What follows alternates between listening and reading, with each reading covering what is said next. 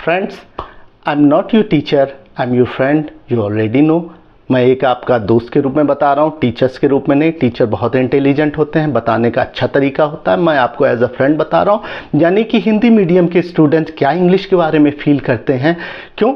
Native तो है नहीं, अपनी तो है नहीं भाई, पराई है। तो पराई को जानने के लिए समझोगे ना यार। कोई अगर अनजाना सा आपका दोस्त है, केवल नाम ही नाम जानते हो, तो उसके बारे में कुछ नहीं उखाड़ पाओगे जब तक कि उसके बारे में जानो नहीं। उसके घर में अगर 10 सदस्य है तो 10 के बारे में जानो, तब तो वो फैमिली तेरी अपनी है। लेकिन फॉरेन लैंग्वेज है तो हमें बहुत दिक्कत होती है। लेकिन याद रखना दोस्त, एक ऐसा तरीका है कंस्ट्रक्शन का जिससे आपकी इंग्लिश सेम हिंदी की तरह हो जाएगी। बोलने में कोई दिक्कत नहीं होगी, फ्लुएंसी बरकरार रहेगी। आपके पास न वर्ड्स की कमी होगी, न विचारों की कमी होगी। वो होगा केवल केवल केवल कंस्ट्रक्शन से। इंग्लिश में 100 से ज़्यादा कंस्ट्रक्शन नहीं होते जिसमें हम अपनी बात कहते हैं। इंग्लिश में बोलने का एक ही तरीका होता है जिसके बारे में हम शुरुआत करते हैं, उसको हम सब्जेक्ट बोलते हैं। अगर मैंने अपने लिए शुरुआत की तो एक सब्जेक्ट हो गया, उसके बाद वर्ब लगाओ, फिर ऑब्जेक्ट के रूप में आगे बढ़ा दो बात। SVO। अगर मैं एक टीचर अपने आप को मानता हूं तो मैं बोलता हूं आई एम अ टीचर। अगर मैं एक टीचर हूं तो इसके अलावा दुनिया की और भी कुछ नहीं हूं। यानी I am not a servant, I am not a pilot, I am not a driver. यानी मैं क्या हूँ? I am a teacher. यानी जो कुछ भी आपने है, एक बंदा हूँ मैं।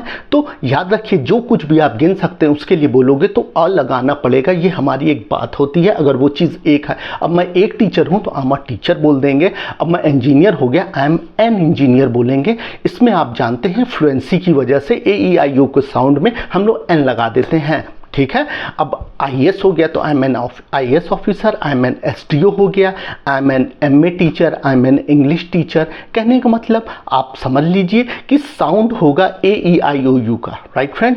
तो कहने का मतलब है SVO को डिस्कस कर रहे हैं। सब्जेक्ट वर्ब ऑब्जेक्ट यही हमारा है। एक बात को 7 तरीके से कहते हैं। वर्ब इतना नेचुरल होता है, यानी आपका काम करना, आपकी छोटी सी छोटी हरकत, अगर उसको आपने सब्जेक्ट लिया, वर्ब चिपका दिया तो वो आपकी एक फ्रेंड्स आदत हो जाएगी। अगर मैंने एक लड़की का नाम लिया गीता और एक वर्ब पकड़ लिया रैंडमली, क्योंकि हम लोग तो अपने आप से कंस्ट्रक्शन कर रहे हैं, हमने लिया स्टडीज़, तो हम क्या बोलेंगे?